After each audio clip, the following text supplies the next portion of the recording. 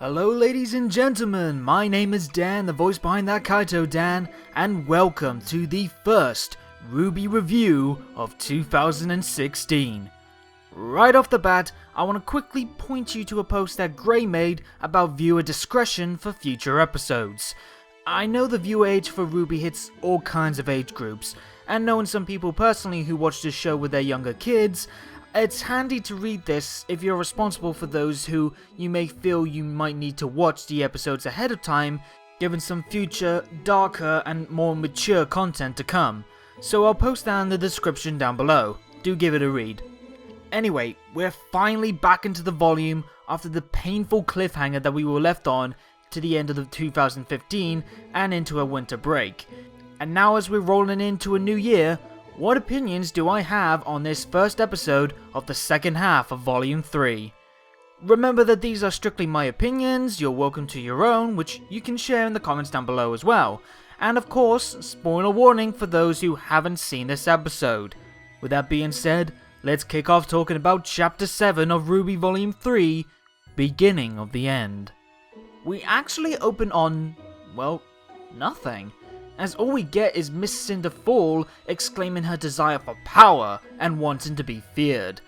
All the while we also hear a bizarre ring theft in progress, and that magical tone that I mentioned last episode that popped up before Yang got tricked. Visuals finally appearing with a shorter-haired Cinder and a trapped Emerald. Yes folks, we're in flashback mode, this being Cinder's first meeting with the elusive thief. Cinder makes it clear that she caught on to Emerald's trick, and I'll touch on that later, while she catches off Emerald wanting to know more about this mysterious woman. To the next of many black screen cuts, Cinder quips to Emerald that she'll question everything she knows, eerily timed with some very bestial noises that's really throwing Emerald out of her comfort zone. Still, Cinder manages to bring Emerald in with a promise that she'll never go hungry again. Seems Emerald, for whatever reason, is a thief who steals to survive in this world, though sadly that's all we get on her past. Cause next up, Cinder's asking around for some directions to a possible apprentice, being directed to a spot in the mountains home to Marcus Black and his son, Mercury, who's not looking all that good. Bruised, bloodied, and has some nasty wounds on his legs, though he's in better shape than his house, which is burning behind him, and his father Marcus, the former assassin. I say former, given he's now a corpse thanks to his own child. The two ladies saw them apparently fighting, and Cinder's rather pleased with what she saw. He may not be the assassin she had in mind to bring into her fold, but Mercury seems more than a suitable replacement, and he joins in, seemingly with the prospect of a better life than what his hinted alcoholic, abusive father could give him. Though this new recruit isn't one that Emerald's fond of, as she shares in the next black screen cut, saying her and Cinder were fine on their own, and earns a slap for such claims. Guess she assumed that she was on level ground with Cinder, not underneath her. And not like that either, folks. Merc already provides some benefit to the group, as it turns out he's the guy who suggests using the rats, or the underground lot of a city, to help out with their next goal, getting information and a key man inside the city. So of course that's good old Torchwick at the hand, who gets only one little line here, seemingly of him flirting with Cinder as they meet. We don't see that meeting though, but we are privy to the next one, with someone who has some very familiar allies around him. Yep, the resident beast Adam Taurus, who's not fond of his guests at all. Cinder's more respectful in her approach here, singing the praise and high regard to the high-ranking White Fang member in trying to convince him to work together for their goals, with, Cinder needing large numbers, and Adam hoping to spark revolution against the humans and those in power abusing his kind. But said Faunus won't make a deal, especially if it's risking his forces' lives for a human's cause. Surprisingly, Cinder backs down, but as you can expect, she's probably not happy with the result. And hey, guess who comes in as the villains leave? Blake Belladonna herself, who sadly doesn't catch enough of the trio leaving to help her future self, and Adam tells her to brush them off anyway. they've got a train to catch in the morning. That's the black trailer's cannon spot in the timeline then. Anyway, back with the black screen treatment, this bump in the road hasn't stopped Cinder's plans at all, and they carry on to their next target. Cut to this very quiet woodland path, and on horseback is the now known full maiden, Amber, who, while doesn't get to say a lot in this episode, is actually voiced by Laura Bailey, the voice behind many roles like Maka from Soul Eater, Lust from Fullmetal Alchemist, Lucina from Fire Emblem Awakening, and Rise from the Persona series, to name a few of her many roles. Amber's travels are diverted, not by a now familiar semblance sound, but by a little girl crying in the road, and like the good maiden she is, she tries to cheer her up. Alas, this cute girl is nothing but an illusion, via Emerald. Yep, let's address this now, folks. It's finally set in stone that the person behind the Coco and Yang hallucinations is Emerald, not Neo, as I and a lot of other people believed. I hold my hands up and admit I got that wrong. So Emerald can form illusions in people's minds, making the real world and Emerald herself invisible to her victim, who's stuck in this hallucination. And if not for a small cloud of dirt being kicked up as she prepares an attack, it could have been the end of Amber. Amber's alert and ready to fight, pulling out a staff weapon with 2 dust crystals on either end. And for someone who's a symbol of peace, she can handle herself very well in a fight, blocking off Emerald's shots like Cinder did in episode 1, brushing her off with some strong winds, and blowing off Mercury's blows as he dives in too. One big jump kick leaves him open though for a big blast of flames, but instead of blazing Merc to ash, it allows the truth to be set free. He's a literal liar with his pants on fire. The dude has robotic legs! He's a disabled assassin! Yang didn't break a real leg, she busted a fake leg, and Mercury played a bluff like the trickster of his namesake. This surprised us and Amber, leading into a good kick and stomp combo, which leaves Amber disarmed. If not for one small thing, she's a flippin' maiden, and now she's pissed. Cue what I like to call the maiden state. Flaring eyes, heavy winds pinning down Emerald and Merc, and Amber soaring up high like Storm from the X-Men meets Avatar. Definite Storm vibes as she starts wailing down lightning bolts around the area trying to strike down the villainous pair. Even Dustfire from the two can affect such incredible power, as Amber switches from wind and lightning to turning a tornado of leaves into a frozen hailstorm that pummels down on the green and grey duo. This calls for Cinder to finally step up to the plate, dodging a big fireball in the process and gifting Cinder ample time to form glass retaliation fire that grounds and knocks Amber out of her maiden state. So we can confirm that Cinder has this semblance power before anything else to come. Even still, with the odds now 3-1 and with no weapon or maiden state active, Amber still manages to hold out strong, till Cinder can blast her away with an effective explosion. But even then, give her credit, Amber is still pushing on, warping back into the maiden state mode and seemingly getting the trio off her back. And wounded or not, this maiden looks to go Mortal Kombat on Emerald, if not for one perfectly timed and targeted arrow to the spine. Ouch. Amber has finally been subdued, leaving her prime and ready for a rather grim moment. Pun intended, as thanks to this odd glove with a rune on it, Cinder calls forth a bug grim of sorts that, despite Amber's cry of mercy, spits some muck at her face and slowly starts to drain her of her maiden powers, feeding it into Cinder. If not for the timely arrival of Crow, the full power could have been hers, though sadly she got more than enough it seems, looking like that shot of her in the Volume 2's opening in the process. Crow can't get a good look at the group thanks to Emerald's semblance, and he's left to ponder the events that just happened, with a very weak Amber in his arms. To another black screen cut now after that wild fight, and Cinder's in conversation with someone who we can't hear, mentioning the interrupted power draining and the hunger the maiden's magic has inside of her, craving its other half. Seems whoever she works with tells her to continue though, and she promises to claim what is ours. We're back now with Adam and Banesaw the White Fang Lieutenant, who wishes to go after Blake, meaning this is now after the events of the Black trailer, where she parted with Adam, who denies Bainsaw's plea, speaking of the desire to head back to Mistral. Could that be where the White Fang HQ is, or was it just a destination for his task in mind? He won't be heading there anyway, as Cinder and co come knocking again, and knocking hard, wrecking through a ton of White Fang units in a more aggressive approach to hiring Adam and his men. Bodies all over the place, Cinder's chilling showcase of her new firepower burning her old weapons, and the promise of useful dust and Len.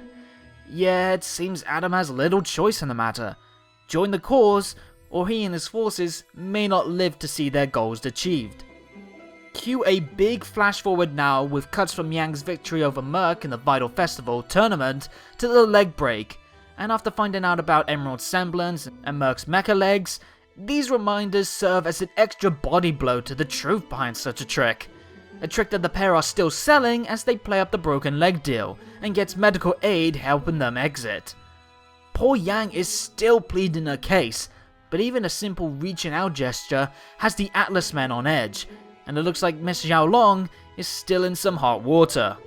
Backstage, and the med team gets diverted to a ready-to-go ambulance helmed by Nurse Cinder, thus explaining her early absence last episode, taking Mercury off the med team's hands so they obviously don't catch on about the fake legs.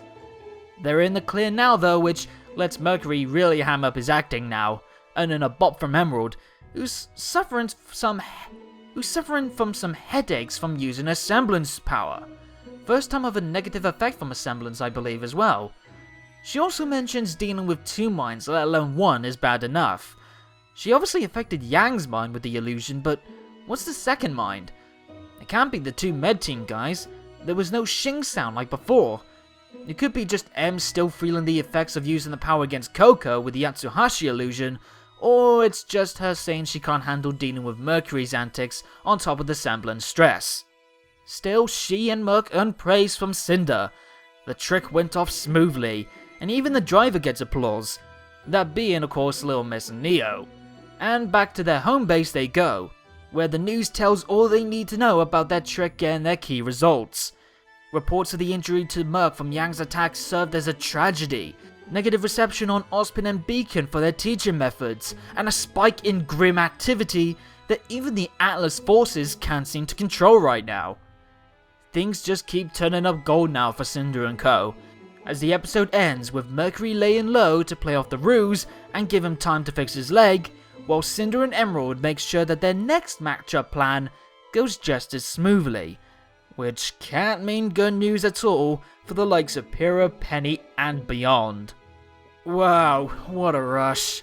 So much got explained, and yet even more questions appeared in this very intense flashback-heavy story. But what are my positives and negatives on this episode as a whole? Well, negatives-wise, I've got 2 points that is kind of nitpicky, but I still want to note on. For one, the animation in the news scene was a bit jarring since it was just mouth and eye movements. I know it's the 2D models in this over the 3D ones, and it's a style that's already used in the news reports, but still, it was a bit of a whiplash effect going on, especially with how static the models were, and again the only motion being the mouth and the eyes. It's not bad quality at all, in fact it's actually improved since the last time we had a news report, but maybe a little bit of limb movement would have at least helped it not be such a moment where I was taken out of the immersion. And a little bit something more is also what I'll say about the black screen cuts. I know it's a directive touch, and the focus is supposed to be on the audio, not the visuals, but even the slightest bit of visual effects wouldn't have gone amiss. And also, there may have been too many of these cuts, which could kill some pacing. But again, these bits are not poor quality at all, and these are very nitpicky thoughts, because the rest is very super positive, especially the overall tone. This was a really intense episode. I found it very easy to fall quiet, and I was listening to every word and watching every movement. This was a haunting feel for a lot of this episode that definitely plays off the focused characters, especially Cinder, who's a major driving force in this episode. It was a tone that hit me hard expertly well aided with both the visual and audio aspect. almost every single effect, every single angle, every facial animation was pinpoint perfect, especially as things got worse and worse for Amber, and the mix of fast and slow pacing made this, for me, one of the best directed episodes in the entire series. And on the audio side of things, if I felt the music team couldn't make me want the soundtrack bad enough already, then this episode has sealed for me a day one purchase. The Villains vs Amber battle track was definitely the highlight, with its fantastic mix of choir vocals and rough, thumping guitars and drums. It's a mix of music styles I always love to hear, and most definitely so here, especially with the visual timing of Amber's lightning strikes and the heavy beats playing along. And the acting. Superb work all around. This episode was key for the bad guy trio of Cinder and the two associates, and it required Jessica Nigri, Katie Newville, and Yuri Lowenthal to perform strong, which they most certainly did in my eyes. Plus, I gotta praise Garrett Hunter as Adam, who, I admit, I wasn't too sure of with his performance in the Black trailer, but he feels much tighter this time out. And of course I can't deny Laura Bailey's quality as Amber, even with it mostly just being battle foley. Going back to Cinder and her lot, this was again a big episode for them. We finally got to see what brought them together, and while a lot of the plan is still left in shadows, it was much needed insight. It allowed us to see more to these characters, and an example of their effective work as a team for the very first time. For Cinder, we got from the lady herself, for whatever reason, her big personal goal stems from a desire for power and to be feared, which is very possible to believe in, as we see even before the Maiden powers, she was still a threat, able to rock Amber off her game numerous times.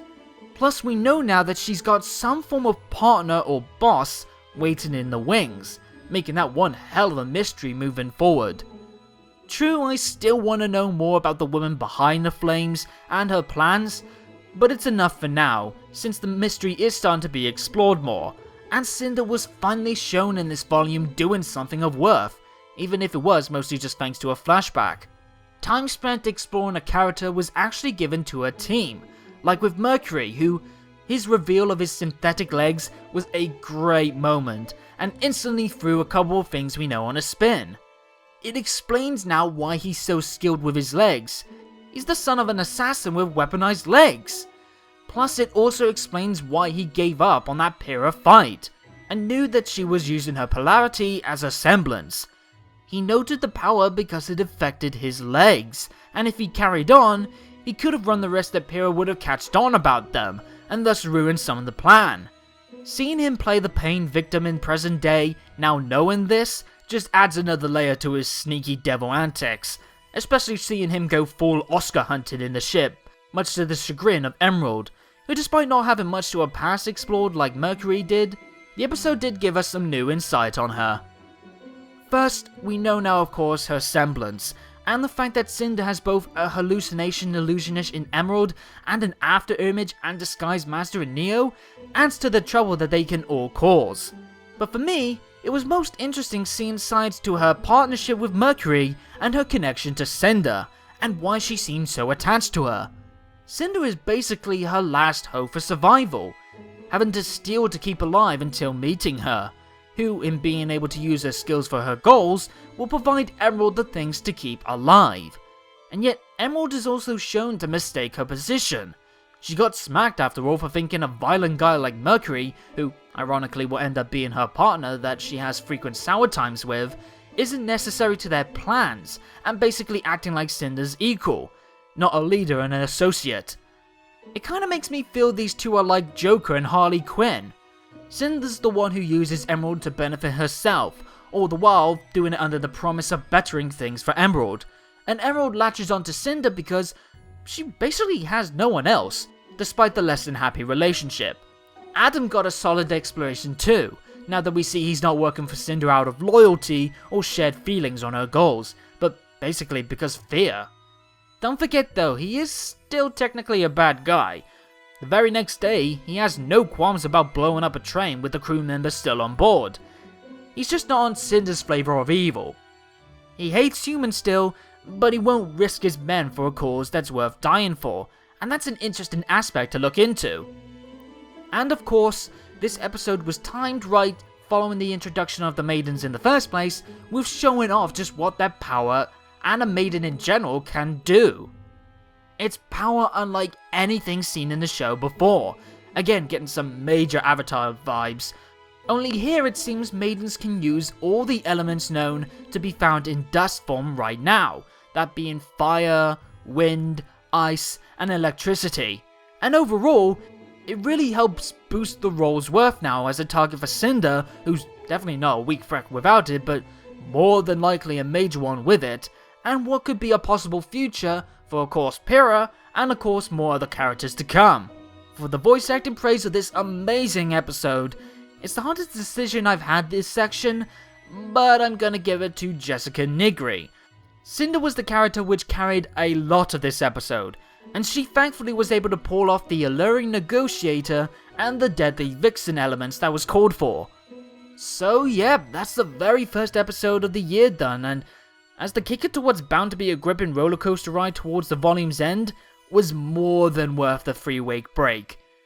It's gotta be up there against last week's episode as the finest work done so far in this volume, especially in the overall package, just being golden. And it's great to see that after such a massive episode previous, Chapter 7 didn't buckle under the momentum. It's gonna be interesting though now following this. Like, why did the tattoo of what's basically Cinder's emblem appear after draining some of the Maiden's power? I'm also wondering if Pyrrha now could be a handy aid to Yang's case, if she's able to connect the dots about Mercury's legs. And I can't be the only one thinking that the portal effect shown during Cinder's draining of Amber looks very similar to the portals used by Raven, and could mean that Raven is connected to the Maidens or Cinder, since that rune on the Grim Glove had a similar effect. But that's my thoughts. What are yours? What are your feelings on Cinder and Co.'s actions? Was the first foray in a big flashback episode a success in your eyes, or did you feel something was lacking? Let me know in the comments down below. Also be sure to like the video if you did, subscribe to keep up to date on uploads, and follow me on Twitter at ThatKaitoDan through the link in the description down below to be on the know for project updates and randomness from yours truly. Until next time folks, have a good day or good night, and peace out.